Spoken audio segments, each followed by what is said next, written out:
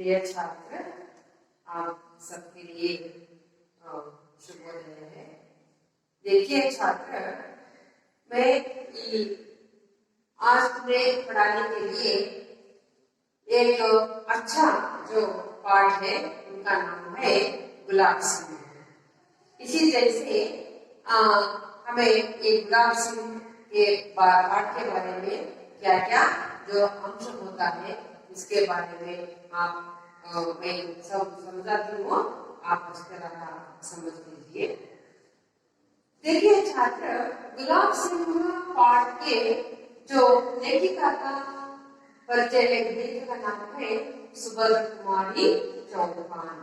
जो सुभद्रा कुमारी चौहान जी ने गुलाब सिंह जो एक पाठ को लिखी है, उनका नाम गुलाब सिंह को पाठ के रचना जो सुभद्रा कुमारी चौहान है।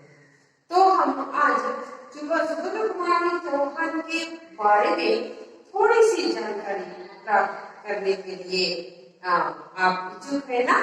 सुभद्रा कुमारी जो लेखिका के बारे में थोड़ा की जान लेना चाहिए। वे कैसी लेखिका थी, उनके प्रसिद्ध जो काव्य कौन से हैं, वे क्या किस उम्र में जो कविता रचना की है, ये सब को बारे में आप जान लेना चाहिए छात्र। इसलिए मैं आज सुभद्रा कुमारी चौहान जी के थोड़ा ही जो तुम्हें परिचय कराकर बाद में हम पाठ के ओर चलेंगे। आप सब किताब निकालिए, निकालकर गुलाब सिंह पाठ को निकालकर आप सुभद्रा कुमारी चौहान जी के बारे में जो जान लीजिए छात्र। मैं तुम्हें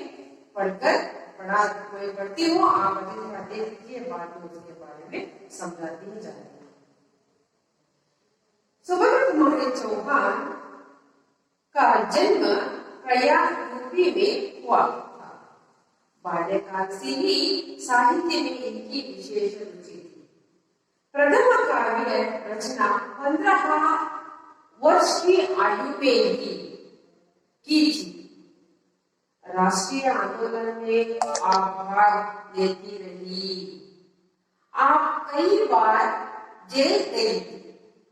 साहित्य और राजनीतिक जीवन में समान रूप से भाग लेकर जीवन के अंत तक देश की सेवा करती रही।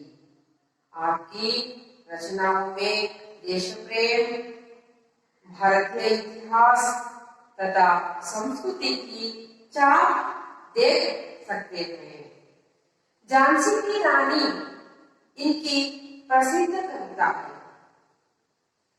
कविताओं के संकलन त्रिधारा व मुकुल नाम से प्रकाशित हुआ है।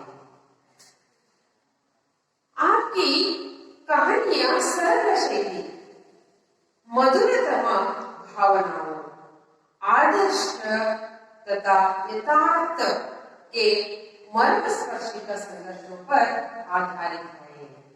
आपकी कहानियों पर हिंदी साहित्य सम्मेलन की ओर से 2 बार फिल्मफेयर पुरस्कार मिला था। आपकी कहानियों के संग्रह के नाम है बिगाड़े मोती तथा उन्मदिनी। आप देखिए ना, देखिए जो सुभद्रा कुमारी चौहान जी का जन्म प्रयाग का यूपी में उनका जन्म हुआ है। आपका जन्म जो अपना जो नाना नानी के घर में या अपने माँ बाप के घर में जो होता है, जो अस्पताल में होता है ना, जो अस्पताल को नाम नहीं मिलते हैं ना, आपके गाँव का नाम मिलते हैं, उसी तरह सुभद्रा कुमारी चौहान जी का जन्म प्रयाग जो होता है, जो स्थल यूपी में उनका जन्म हुआ है। वे बाल्यकाल से ही सुभद्रा कुमारी जी ने बाल्यकाल से ही इनकी विशेष रुचि थी। बाल्यकाल से ही एक विषय में उनका विशेष रुचि थी, जो आसक्ति थी उनके बारे में रुचि थी, जो वे इस काम में जो साधन करूंगा, इस तरह लिखना चाहिए मैंने, इस तरह उनके मन में जो कुछ भावनाओं को भरी हुई थी, इसलिए उन्हें विशेष रुचि थी विषयों में, इसलिए उन्हें क्या किया, प्रथम काव्य रचना, कवि लेखिका ने क्या किया, प्रथम काव्य रचना जो किस उम्र में हुआ उनका, 15 साल, जो उनके 15 साल था, इसी की उम्र में 15 साल के वर्ष में भी उनका ये प्रथम काव्य रचना किया है उन्होंने। आपकी उम्र में भी 15 साल है ना, जो आपकी जैसी उम्र वाली जो सुब्रत कुमारी चौहान जी ने होती थी, इस आपकी उम्र में भी ये एक कविता का रचना किया है, आपने रचना किया उन्होंने, जो उनकी कविता रचना करने में बहुत रुचि थी, इसलिए उन्हें 15 साल की उम्र में ही कविता रचना किया है। आप क्या रचना करते हैं, आप भी करते हैं रचना, हाँ आपकी करना ही पड़ेगा ना, इसलिए वायु में ही उनके प्रथम काव्य रचना किया है। जो काव्य रचना में ही इनका पूरा ही रुचि नहीं थी, और दूसरे विषयों में जो ये भाग लिया करती थी, और कौन सा विषय, राष्ट्रीय आंदोलन में आप भाग लेती थी। राष्ट्रीय विषयों में राष्ट्र से संबंधित कोई विषय आए तो, कोई सम्मेलन आए तो, आंदोलन आए तो, उस विषय में भी वे क्या करती थी, उनमें भाग लेती थी। भाग लेकर अपना कार्य, जो आपने समझा हुआ विषय को उन्हें जनताओं को बताती थी। ऐसा ही नहीं, आप कई बार इस जो आंदोलन में भाग लेने पर जो उन्हें क्या करते हैं लोग, और जो पुलिस वाले क्या करते हैं आंदोलन भाग लेने के लिए, उनको खींच कर ले जाते हैं ना जेल को। इसलिए आंदोलन में, राष्ट्रीय आंदोलन में भाग लेती थी, और राष्ट्र में होने वाली जो गलतियों के बारे में, जो होने वाली जो कार्य के बारे में ये जो क्या करती थी, आंदोलन करती थी, इसके बदले में वो कई बार जेलवास भी गया, जेल भी गई थी उन्होंने। ऐसा ही नहीं, साहित्य और राजनीतिक जीवन में, साहित्य और राजनीति, साहित्य विषय जो होता है कविता रचना करना, कहानी रचना करना, काव्यों का रचना करना, ये होती है, तो ये साहित्य विषय होते हैं। राजनीतिक जो राष्ट्र में होने वाली, जो चलने वाली जो अनुशासन के बारे में सोचना, जनता को अच्छी जो अनुशासन होना चाहिए, उनका जनजीवन अच्छी तरह होना चाहिए, ये सब विषय में, जो दोनों विषय में, राजनीतिक विषय में और साहित्यिक विषय में, दोनों विषय में समान रूप, जो साहित्य के लिए इतना ही जो उन्हें समय देता था, वक्त देता था, उतना ही समय ये सारे राजनीतिक विषयों में भी देती थी, और दोनों विषयों में इन्हें ये समान रूप से भाग लेती थी, और समय इसको भी समान रूप से ही दिया करती थी। जीवन के अंत तक देश की सेवा करती रही। जो हमारे राजनीतिक जो लोग होते हैं, 5 वर्ष की जो सेवा करते हुए काम करते हैं, बाद में उन्हें क्या करते हैं, हैं ना, जो सुब्रत कुमारी जी ने ऐसा नहीं किया। जीवन के अंत तक उनका जो देह में प्राण जो कब तक रहा था, उसे जीवन के अंत तक ही उन्हें क्या किया, ये दोनों विषयों में समान रूप से करती रही, और देश सेवा भी करती रही। देश की सेवा समान रूप से अपने जीवन के अंत तक ही देश सेवा किया है।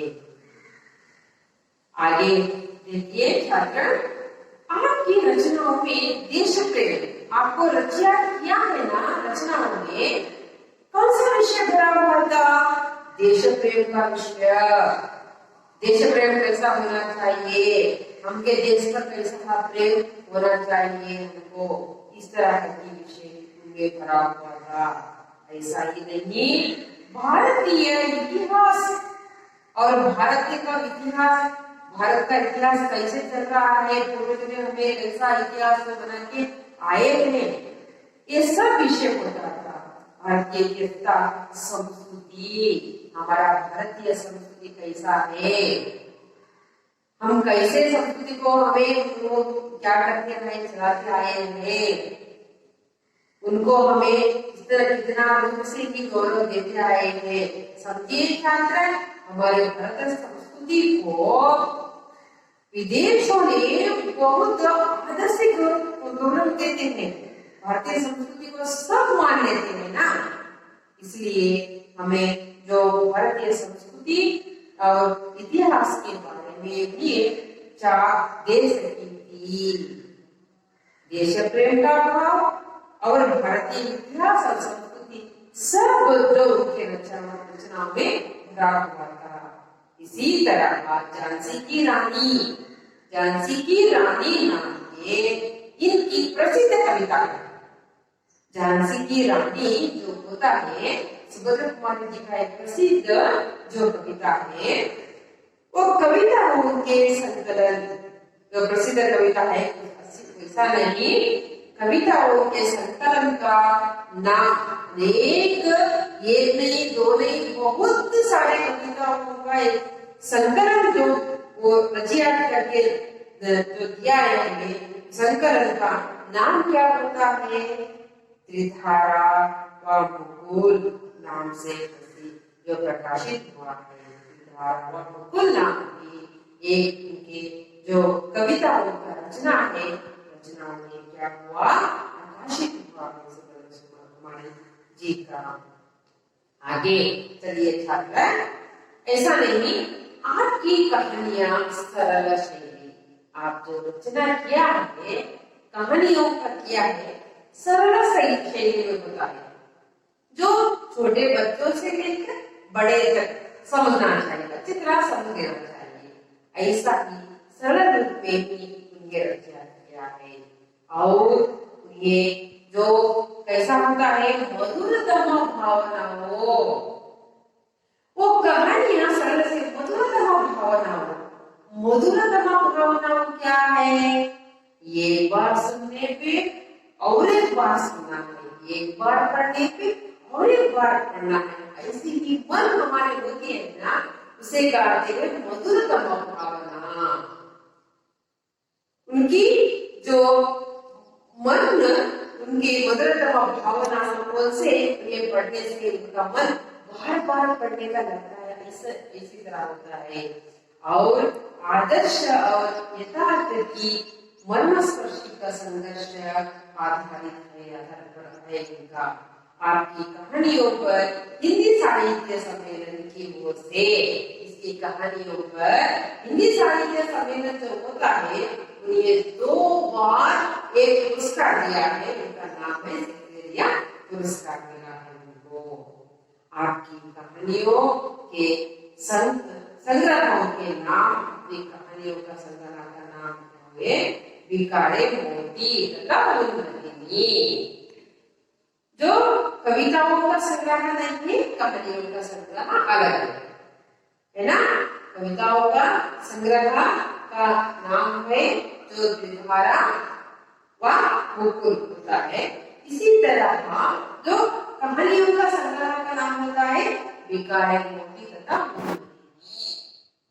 आप सबको सुभद्रा कुमारी चौहान जी के परिचय आपको हुआ है ना, उनका कविता रचना, कहानी रचना में कैसी जो जीवन में क्या क्या भाग लिया था, क्या काम किया था, सबको परिचय हुआ ना। उसी तरह एक पुराण पढ़ने के लिए एक कहानी का रचना किया है, उसका नाम है गुलाब सिंह। देखिए छात्र, गुलाब सिंह जो पाठ से तुम्हें क्या समझ सकते हैं, इस कहानी के द्वारा देशभक्ति, त्याग, बलिदान, भाई बहन का प्रेम, प्रजा की जिम्मेदारियां, कर्तव्य आदि का चित्रण किया गया है। इस पाठ में झंडा स्वतंत्र के संकेत के रूप में दिखाई गया है। ये सब विषय तुम इस पाठ में समझते समझते ही आगे चलते हैं। झंडा कहाँ आता है, देश प्रेम कहाँ दिखाई देती है, बलिदान कैसे होती है, और भाई और बहन के जो बीच में कैसा प्रेम भाव होता है, ये प्रजा का जिम्मेदारी क्या होना था, क्या करना था, ये सभी इस पाठ की ओर है। और स्वतंत्रता का रूप से आप झंडा कैसे फहराते हैं, कैसे उनको स्वतंत्रता का भाव कब मिलता है, उनको उसका अर्थ क्या होता है, ये सब विषय आप समझते जा रहे हैं। देखिए छात्र, पाठ के ऊपर ध्यान दीजिए। आप सभी ने गुलाब सिंह जी ने, सुभद्रा कुमारी जी ने जो गुलाब सिंह पाठ के द्वारा आपको समझाते जा रहे हैं, ये दिन और तारीख की जरूरत नहीं है। जो उन्हें कह रहे हैं सुभद्रा कुमार जी, दिन और तारीख की जरूरत नहीं है। जब हम हमारा अंत की कहानी कहने वाले हैं, तब ये दिन और ये तारीख को क्यों चले? उसके घर में पिता थे, माँ थी और एक गुड़िया सी बहन। गुलाब सिंह सारे घर का दुलारा था। एक दिन की बात है, वह बीमार पड़ा। माँ ने उसका खाना बिल्कुल बंद कर दिया, पर उसका बार-बार उसने बार-बार कुछ खाने को मांगा। छोटी बहन से नाश कहा गया। वह चुपके से बूढ़ा बाजी ने लाई और खिला दिया अपने भाई को। देखिए, अपने भाई को भी क्या कर दिया, खिला दिया। उसके बाद भैया का पुकार बढ़ गया, पर वह तो खिला ही चुकी थी। अपने भाई के संतोष के लिए वह माँ बाप का गुस्सा भी सहने को तैयार थी, पर भाई ने बुरा चलने की बात किसी को ना बताई। धीरे धीरे रोग उतर गया, पर भाई के मन पर बहन का प्रेम की छाप पड़ गई। देखिए छात्रा, आज के दिन इतना बस है। आज इसका अर्थ समझने के लिए हम चलेंगे। जो मैं पढ़ी हूँ ना, उसके जो शब्द के बारे में आप ध्यान देना चाहिए अच्छी तरह। दिन और तारीख की जरूरत नहीं है। जो सुभद्रा कुमारी जी ने कहते हैं, हम किसके कहानी कहने वाले हैं? एक अमर का कहानी कहने वाले हैं, इसलिए हम दिन और तारीख का जरूरत नहीं है। इस तरह हम कह रहे हैं, दिन एक तारीख का जरूरत नहीं है। जब हम अमर की कहानी कहने वाले हैं, ये जो आज के पढ़कर कल हो जाने की कहानी नहीं है, हमारा अंत तक जो ये कहानी चलती ही रहेगी। एक पीढ़ी से दूसरी पीढ़ी तक ये कहानियां जो चलती ही रहेगी, इसको अंत नहीं है, इसको मृत्यु नहीं है। ये कहानी कैसी है? हमारा अंत की कहानी है। जो एक कहानी जो इस लोग कहाँ तक कहते हैं, इस पृथ्वी पर या चंद्र सूर्य कहाँ तक रहते हैं, इस पृथ्वी चलती ही जाती हुई कहानी है। ये अमर अंत की कहानी है, इसलिए इसको एक दिन की तारीख में जरूरत नहीं है। तब एक दिन और एक तारीख को पकड़कर क्यों चले? हम एक दिन तो हमें एक दिन का और एक तारीख का जरूरत हमें नहीं है। जो उसी दिन अंत होने वाली कहानी नहीं है, इसलिए वे कह रहे हैं एक दिन और एक तारीख की जरूरत हमें नहीं है। आपको सबको समझ में आए ना? आगे की ओर देखिए छात्र। उसके घर घर में पिता थे, माँ थी और ये बिटिया से बहन। गुलाब सिंह सारे घर का दूल्हा। देखिए उसके घर में, जो गुलाब सिंह के घर में, किसके घर में? गुलाब सिंह के घर में कौन कौन थे?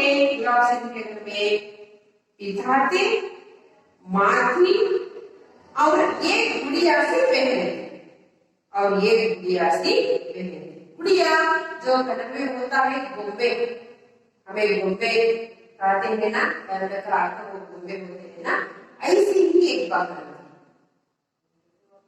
गुलाब सिंह सारे घर का दूल्हा था।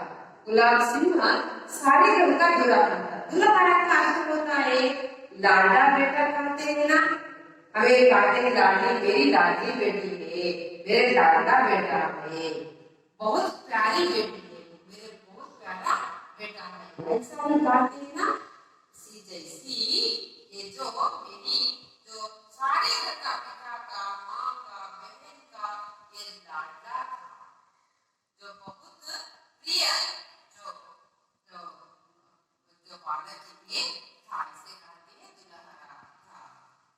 आगे देखिए, आपको भी कहना है ना आपके माता पिता, मेरे लाडला बेटा है ये, मेरी लाडली बेटा, लाडली बेटी है, जो कहते हैं उसी तरह जो माँ कहती है मेरा ये बहुत लाडला बेटा है, इसे कहते हैं।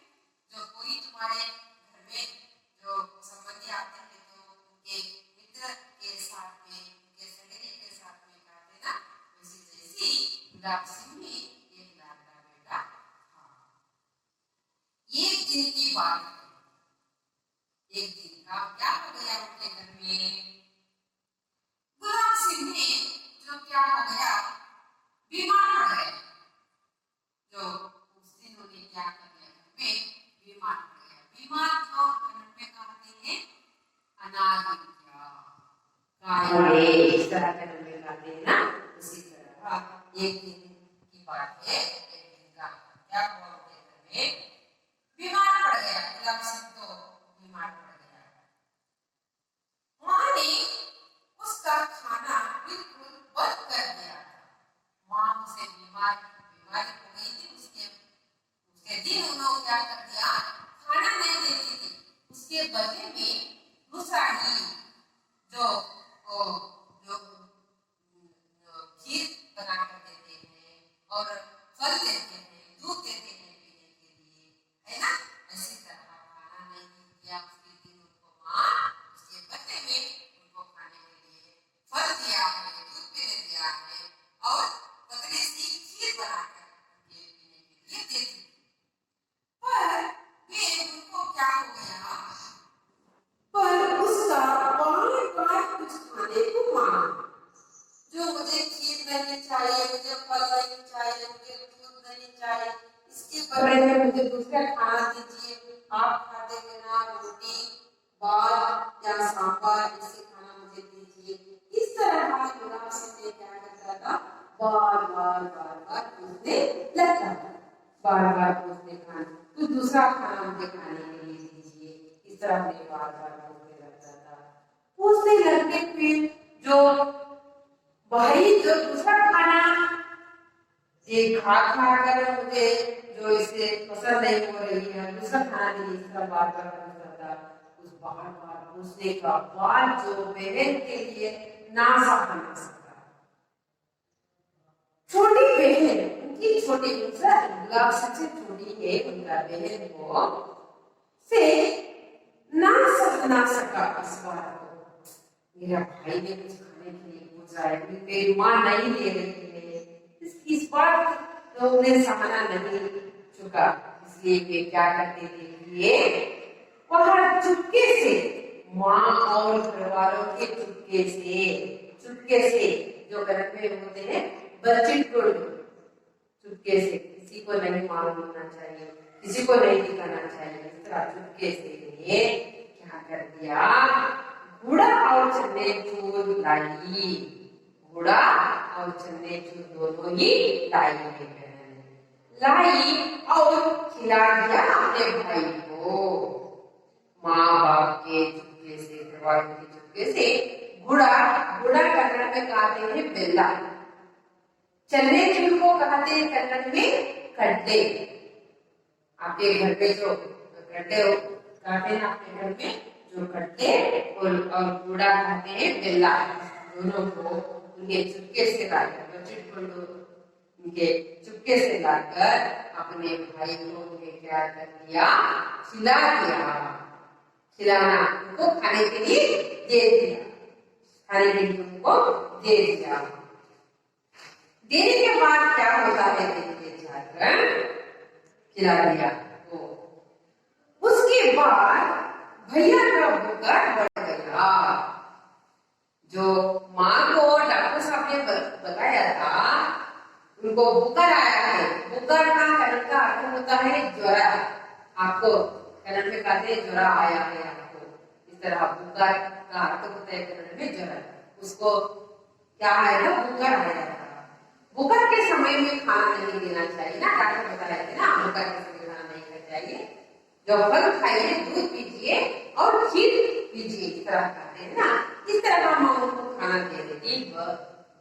पर लेकिन बहन ने क्या कर दिया, उनके गुड़ा और चने को खाने के लिए दे दिया। उसके बाद उनका क्या बढ़ गया, उनका बुखार बढ़ गया। बुखार बढ़ गया, पर वहां तो खिला नहीं चुकी थी ना। बुखार बढ़ गया, बुखार बढ़ने के बाद उनके निकाल सकते हैं मुंह से और पेट से नहीं था, खिला नहीं चुकी थी, वे खा लिया था ना। तो क्या हुआ देखिए आगे, आपने भाई को संतोष के लिए वहां माँ बाप का गुस्सा भी सहने को तैयार थी। देखिए वे क्या तैयार थी। एक बार जो मैं गुड़ा चने को खिला देती तो क्या हो जाता, उनके भाई का बुखार बढ़ गया। ये कल तो उनके बुखार कम था, अब क्यों बढ़ गया, तुम्हारा बुखार क्यों बढ़ गया बेटा? इस तरह माँ बाप पूछने पर भाई ने जो मुझे बहन ने गुड़ा और चने खिला दिया है कल, इसलिए होता है, हो गया होगा। इस तरह का बता देने पर माँ बाप मुझे गुस्सा करते हैं। इस तरह भी सोचते माँ बाप मेरे पर गुस्सा कर लीजिए तो कर लीजिए, मेरा भाई का जो इच्छा है उसको पूरा करना है। इस तरह समझकर बहन ने क्या कर दिया, उन्हें अपने माँ बाप का गुस्सा को सहने के लिए तैयार होकर अपने भाई को क्या कर दिया, उन्हें गुड़ा और चने खिला दिया। उसे संतोष करना है, भाई को क्या करना है, संतोष देना है ना। इस स्थिति के बारे में अपने भाई संतोष तृप्त हो जाए, संतोष पड़ जाए तो बस है, मेरे बाप मुझे डांटेगा, माँ मुझे मारने को भी सहन सकती है। इस तरह समझ कर तैयार होगी। पर भाई ने गुड़ा और चने की बात किसी को ना बताई। पर भाई ने उन्हें क्या कर दिया, गुड़ा और चने अपने बहन को खिला दिया था ना, उसके बाद वो किसी को ना बताई। देखिए ना प्रेम भाव होता है। आप होते तो क्या करते हैं, ये कल मुझे खिला दिया है इसलिए हो गया, इतना बता देते। पर क्या कर दिया, गुलाब सिंह ने बहन जो खिलाई हुई थी गुड़ा और चने की बात को किसी को नहीं बताई। इससे मालूम होता है अपने बहन पर कितना प्यार करता है, बहन को कितना प्यार करता है, इसलिए हमें समझ में आते हैं। धीरे धीरे रोग उतर गया, धीरे धीरे क्या हो गया, रोग तो धीरे धीरे उतर ही गया। रोग आने वाला रोग वैसे रहता है क्या, नहीं चला जाता है ना। उसी तरह उनका रोग भी, उनकी बुखार भी, भाई का बुखार भी उतर गया। पर बहन के मन पर, भाई के मन पर बहन का प्रेम की चाव पड़ गई। पर भाई के मन पर जो बहन मुझे कितना प्यार से उनके माँ बाप के गुस्से सहन कर मुझे क्या कर दिया, खिला दिया है, मुझे संतुष्ट करा दिया है, इस तरह आपके दोनों के बीच में होने वाला प्रेम का भाव तो क्या हो गया, दोनों के मन में चाप गया। कन्नड़ में कहते हैं मुद्रण, मुद्रित इतना हमने चाप पड़ गया। चाप पड़ अपने बहन का प्रेम और भाई का प्रेम दोनों ही का मुझे खिला देने का बात मुझे मेरे भाई ने किसको नहीं बताया, मेरे बहन को मुझे बहन ने मुझे मेरे संतुष्ट करने के लिए मुझे क्या कहना, ये सब प्रेम का भाव उनके दोनों ही मन पर क्या हो गया, छप गया। समझ में आया ना छात्रा सबको? सब समझ में आया ना? पाठ बहुत अच्छा है ना? देखिए एक बताइए कि प्रेम भाव था, ये प्रेम भाव आपको समझ में आया है ना? आज के दिन इतना ही बस है। कल आगे की जो पाठ के बारे में हम समझने चलेंगे। छात्र आप अच्छी तरह बैठकर वो पाठ सुने हैं, समझ में आई ना पाठ? और इसमें आने वाले सब जो छाप असर तुलाभारा का इसका बताया है और इसे सभी तुम बताएंगे ना? आप ध्यानपूर्वक सुनी है, घर में जाकर पढ़ लीजिए और एक बार आपको समझ में आएगा। आप इस तरह सुनेंगे। धन्यवाद।